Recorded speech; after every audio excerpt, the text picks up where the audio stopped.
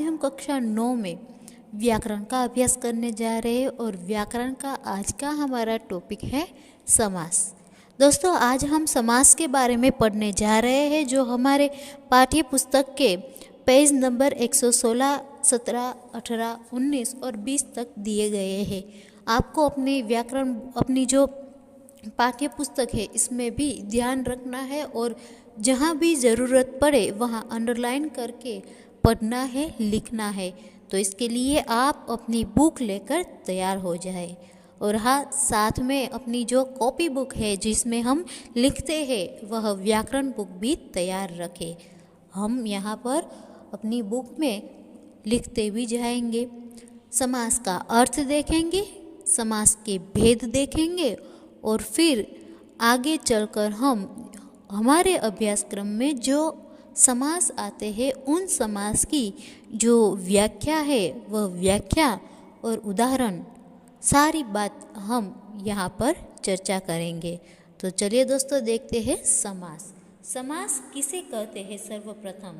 सर्वप्रथम समास का शाब्दिक अर्थ क्या है यह हमें यहाँ पर दिया गया है हमारे पाठ्य पुस्तक में।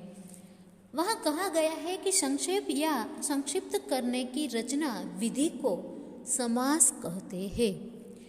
जैसे कि राजा का कुमार सख्त बीमार था, यह वाक्य है जो हम बड़ा लंबा सा कह रहे हैं। राजा का कुमार सख्त बीमार था, लेकिन उस वाक्य को यदि हम संक्षिप्त रूप से बोल जाए तो राजकुमार सख्त बीमार था। तो यहाँ पर राजा का शब्द जो है वह राजकुमार शब्द में आ गया, यानी कि जो राजा का कुमार बड़ा वाला शब्द था, यहाँ पर राजकुमार कहने में भी उसका अर्थ है वह समझ में आ जाता है।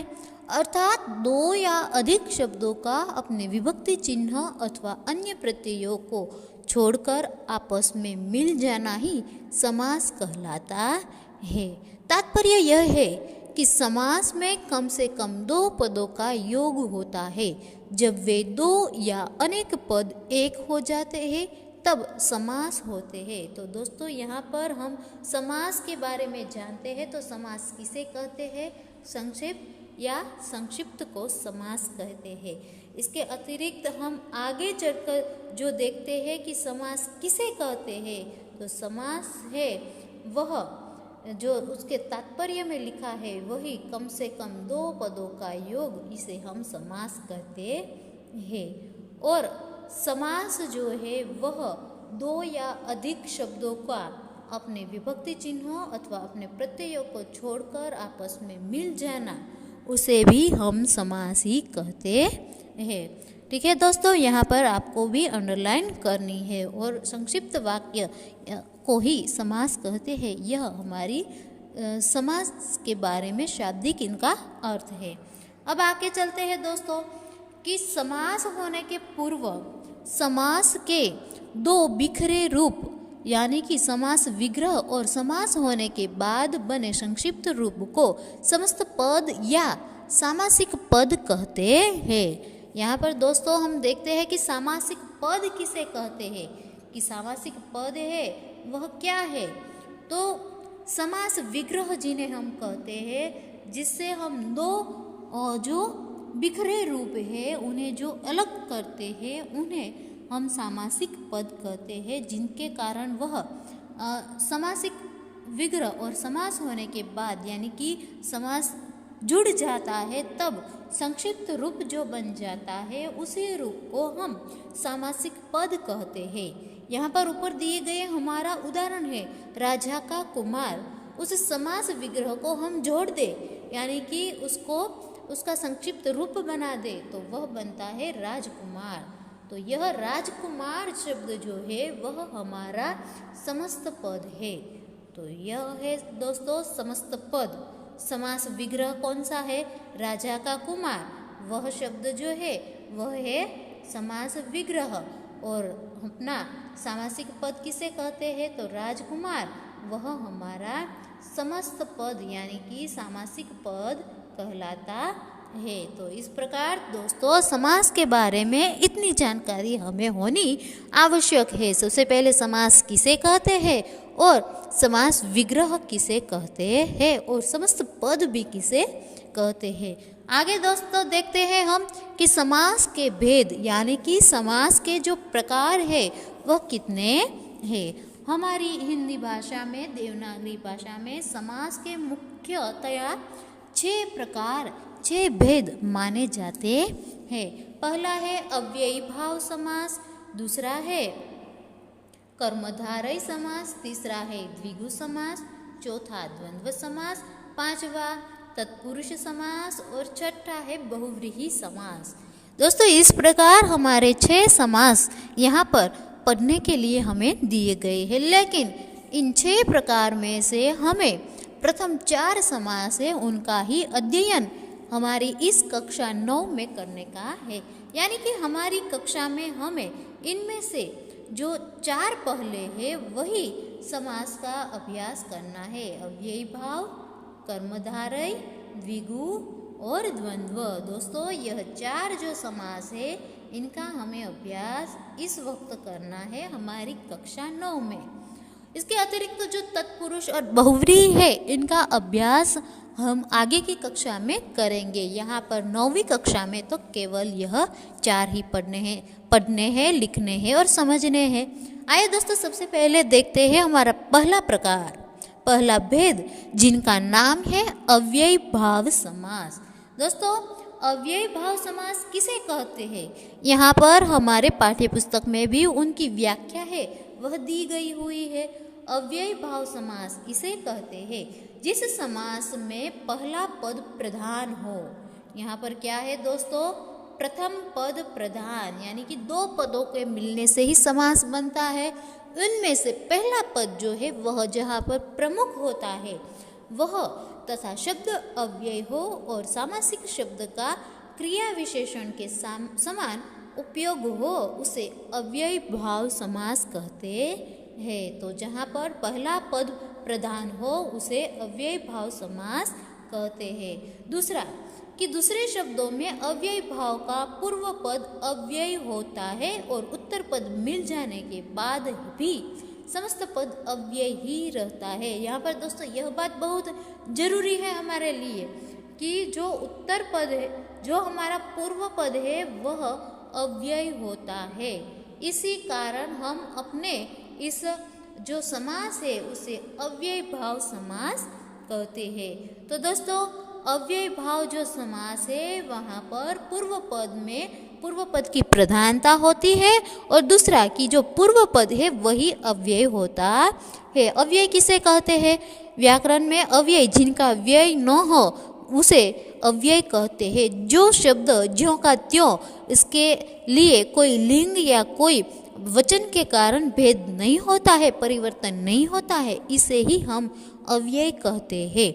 यहाँ पर भी कहा गया है कि क्रिया विशेषण आदि अविकारी शब्द जिनका स्वरूप किसी भी लिंग, वचन या काल के प्रयोग करने पर भी बदलता नहीं है वे अव्यय कहलाते हैं। यानी कि दोस्तों अव्यय किसे कहते हैं इनकी भी व्याख्या हमें यहाँ पर मिल जाती है। कांस में दिए गए सारे शब्द है वह अव्यय की भाषा, अव्यय की व्याख्या है।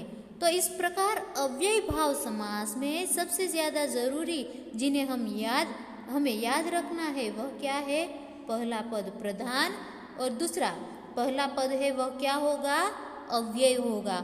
अव्यय किसे कहते हैं कि जिनका कोई बदलाव नहीं होता, जिसमें कोई परिवर्तन नहीं आता है वह है अव्यय। दोस्तों तो देखिए यहाँ पर अब हम इन व्याख्याओं के संदर्भ में निम्नलिखित जो हमारे वाक्य हैं उन्हें पढ़कर समझते हैं कि वह यथाशक्ति प्रयत्न करेगा।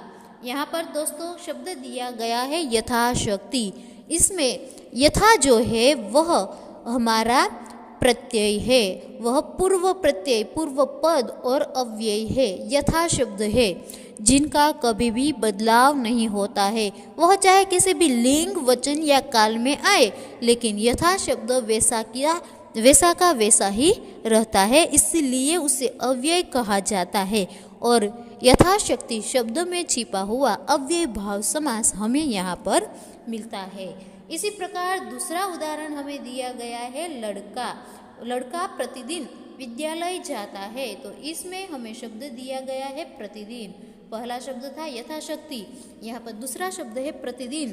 प्रतिदिन शब्द में प्रति जो है वह अव्यय कहलाता है, इसी कारण यह अव्यय भाव समास है। देखिए दोस्तों, यहाँ पर हमने देखा था कि जो अव्यय है वह पूर्व पद होता है, यानी कि पहला पद होता है। तो यहाँ पर पहला पद दिया गया हुआ है यथाशक्ति में यथा और प्रतिदिन में प्रति। इस प्रकार हम दूसरे शब्द भी यहाँ पर देखें तो वह सारे शब्द इस प्रकार है। आजीवन जिसमें आ है, यथाशक्ति में यथा है, प्रतिदिन में प्रति है, तो आजीवन में आ है, जिनका विग्रह करके हमें ऐसे शब्द मिलते हैं शक्ति के अनुसार, जिसे कहते हैं यथाशक्ति। प्रत्येक दिन, हर एक दिन जिन्हें कहते हैं प्रतिदिन। जीवन भर, जीवन पर्यंत जिन्हें कहते हैं आजीवन। तो यह हुआ दोस्तों हमारा अव्यय भाव समास, जिनमें अव्यय है वह प्रमुख पहला पद होता है। इनके कई सारे उदाहरण हमें यहाँ अपनी बुक में दिए गए हैं, उन्हें भी हम देख लेते हैं दोस्तों। यहाँ पर दिए गए हमारे उदाहरण में है यथा विधि, यानी कि विधि के अनुसार, यथामति, मति के अनुसार, यथाशीघ्र यानी कि जितना शीघ्र हो, यथोचित जो उचित हो, आमरण प्रतिवर्ष, दिनों दिन, रातों रात, बेकाम, भरपेट, यथा नियम, यथा समय, यथा संभव, आजन्म, आकंठ, प्रतिपल, बीचों बीच, हाथों हाथ, प्रत्यक्ष, बेखटके। तो यहाँ पर यह सारे पद में पहला जो हमारा पद है वह है अव्यय, और अव्यय होने के कारण ही उसे हम अव्यय भाव समास कहते हैं। इसके अतिरिक्त दोस्तों हमारे यथा, प्रति, आ के अलावा भी कई प्रत्यय है, जैसे कि यहाँ पर दिए गए हैं नी नामक भी हमारा अव्यय है, जिससे शब्द बनता है निर्भय और निर्विवाद। अनु भी अव्यय है, जिनसे शब्द बनता है अनुरूप। बे जो है वह भी अव्यय है, जिनसे शब्द बनता है बेरहम, बेफायदा। अन भी अव्यय है, जिनसे शब्द बनता है अनजाने। यथा शब्द को हमने जाना है, इसलिए यथारुचि। प्रति जो शब्द है वह भी अव्यय कहलाता है, जिससे शब्द बनता है प्रत्येक। इसी प्रकार प्रतिमास शब्द भी इसमें आ जाता है। और अ है वह भी अव्यय है, जिसका उदाहरण यहाँ पर दिया गया है अकारण, अध्यात्म। तो इन सब में अप्रत्यय है, जो हमारा अव्यय है वह आ जाता है, जिनके कारण यह सारे शब्द भी अव्यय कहलाते हैं और अव्यय भाव समास यहाँ पर बनता है। तो दोस्तों आज हमने देखा कि यह हमारा हिंदी साहित्य में हमारी 9वीं कक्षा में जो समास के अलग अलग 6 भेद है, इनमें से सबसे पहला भेद जिनका नाम था अव्यय भाव समास। अब आगे देखते हैं दोस्तों कर्मधारय समास। देखते हैं कर्मधारय किसे कहते हैं। यहाँ पर हमें दिया गया है कि जिस समास में पूर्व पद विशेषण और उत्तर पद विशेष्य हो। देखिए दोस्तों यहाँ पर खास अंडरलाइन करके ध्यान रखें, पूर्व पद विशेषण और उत्तर पद विशेष्य हो, या पूर्व पद विशेष्य हो या उत्तर पद विशेषण हो, उसे कर्मधारय समास कहते हैं। दोस्तों यहाँ पर जरूरी क्या है, तो यहाँ पर जरूरी है विशेषण विशेष्य, यह दोनों हो जहाँ पर हमें दिखाई दे उसे हम कर्मधारय समास कहते हैं। या पूर्व पद विशेष्य और उत्तर पद विशेषण हो उसे कर्मधारय समास कहते हैं। इस समास में पूर्व पद तथा उत्तर पद में उपमेय उपमान का संबंध होता है। दोस्तों यहाँ पर उपमेय उपमान का भी संबंध होता है, जहाँ पर हमने देखा कि विशेष्य और विशेषण भी होना जरूरी है, और इसके अतिरिक्त यहाँ पर जो दूसरा जरूरी है वह है उपमेय उपमान संबंध। उपर्युक्त व्याख्या के संदर्भ में कर्मधारय समास के निम्नलिखित निर्देशित जो उदाहरण है वह हमें दिए गए हैं कि जिनका पूर्व पद हो वो विशेषण है और उत्तर पद विशेष्य है। ऐसे कई सारे उदाहरण हमें दिए गए हैं। चलिए दोस्तों देखते हैं इनके सारे उदाहरण जिन्हें हम कर्मधारय समास कहते हैं। पहला शब्द है महान पुरुष, जिसका समस्त पद होता है महापुरुष। तो यहाँ पर दोस्तों जो शब्द है वह पूर्व पद है, वह विशेषण है, और हमारा उत्तर पद है पुरुष जो विशेष्य है। हम पुरुष के बारे में चर्चा कर रहे हैं, लेकिन कौन सा पुरुष, जो उनकी जो विशेषता दर्शाता है वह शब्द है महान।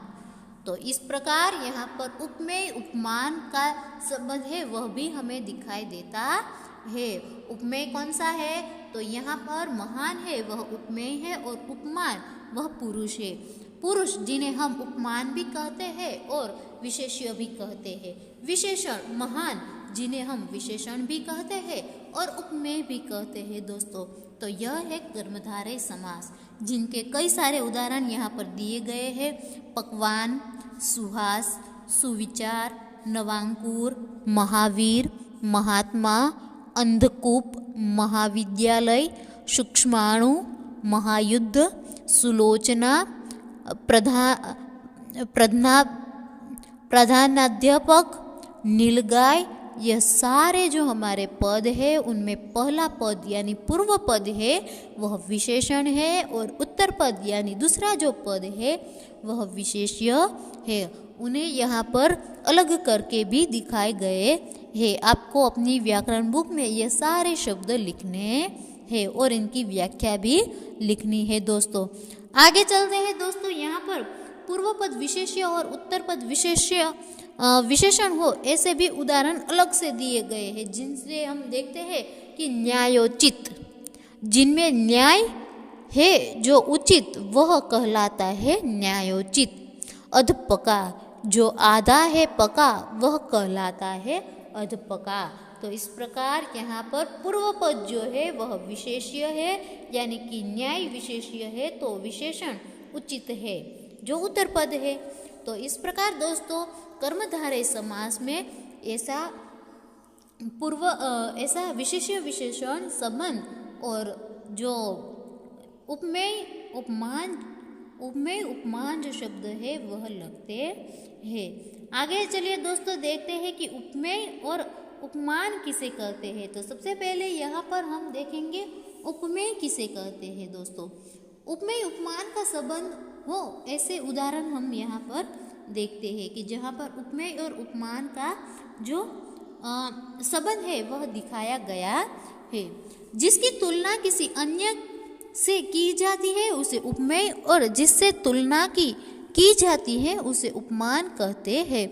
जैसे चरण कमल समस्त पद का विग्रह होता है चरण रूपी कमल, इसमें चरण उपमेय है और कमल है वह उपमान है। दोस्तों यह उपमेय उपमान हम अपनी जो गुर्जर भाषा है, गुजराती भाषा है, उनमें भी हम पढ़ते ही है। इसी कारण हमें उपमेय उपमान के बारे में अच्छी सी जानकारी है। फिर भी यहाँ पर कई सारे उदाहरण दिए गए हैं, देखते हैं। स्त्री रत्न, स्त्री रूपी रत्न।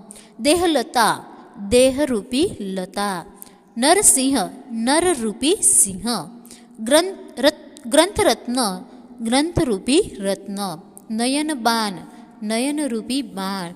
तो इस प्रकार यहाँ पर पहला पद उपमेय हो ऐसा उदाहरण हमें दिए गए हैं। इसके अतिरिक्त दोस्तों पहला पद उपमान हो, पहले हमने देखा उपमेय वाला, अब हम देखते हैं उपमान वाले पहले पद।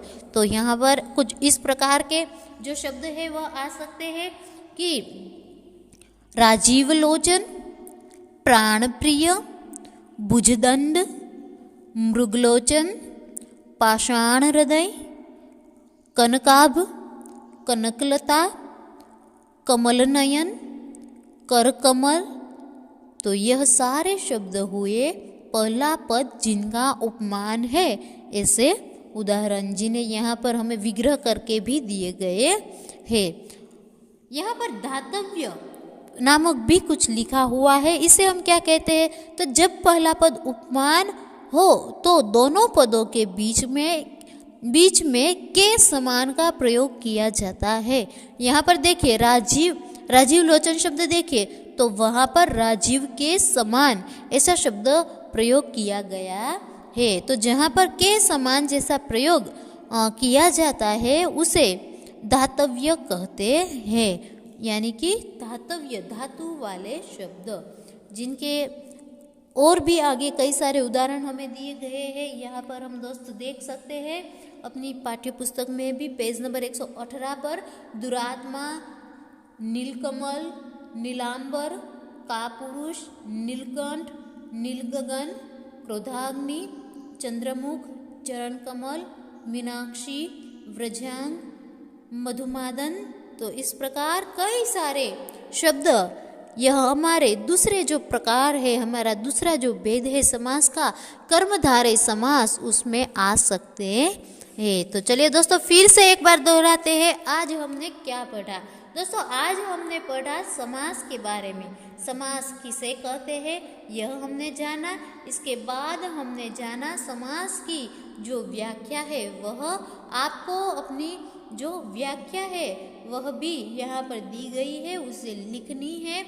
और हाँ, जो भी उदाहरण दिए गए हैं वह भी आपको लिखने हैं। फिर दिए गए हैं समास के भेद, उसे भी लिखना है। इससे आगे चलकर हमने पढ़ा था अव्ययी भाव समास। तो अव्ययी भाव समास किसे कहते हैं, जिनके 3 मुद्दे हैं वह लिखना है आपको। और इसके अतिरिक्त जो भी यहाँ पर उदाहरण दिए गए हैं वह सारे उदाहरण यहाँ पर से आपको अपनी बुक में लिखने हैं। आगे चलकर हमने पढ़ा था हमारा दूसरा जो समास है, जिनका नाम है कर्मधारय समास, जिनकी व्याख्या दी गई हुई है और इनके कई सारे जो उदाहरण है वह भी दिए गए हैं। आपको अपनी व्याकरण बुक में यह सारे जो समास हमें समास के उदाहरण जो लिखे हुए दिए गए हैं वह सारे लिखने हैं। आप अपनी यहाँ पर जो बुक बना रहे हैं उसमें यदि आप चाहें तो यह उपमेय उपमान संबंध वाले उदाहरण हैं, वह बहुत ज़्यादा होने के कारण कम भी लिख सकते हैं, यानी 2-3 लिखेंगे तो भी चलेगा। तो इस प्रकार आज हमने पढ़ा समास और समाज के 2 भेद पढ़े, अव्ययी भाव और कर्मधारय। नेक्स्ट लेक्चर में अब हम आगे के जो 2 समास है, द्विगु और द्वंद्व, उन दोनों का अभ्यास करेंगे। तब तक आपको यह दिया हुआ होमवर्क जो लिखना है वह अपनी बुक में लिखकर रखना है। इसके अलावा आपकी जो स्वाप होती है उनमें भी समास कई सारे दिए गए हैं, वह समास जहाँ पर भी बाकी हो उन्हें पूर्ण करना है। फिर मिलेंगे दूसरे लेक्चर में, तब तक ये जो आगे की चर्चा है वह हम करेंगे। तब तक के लिए बाय दोस्तों।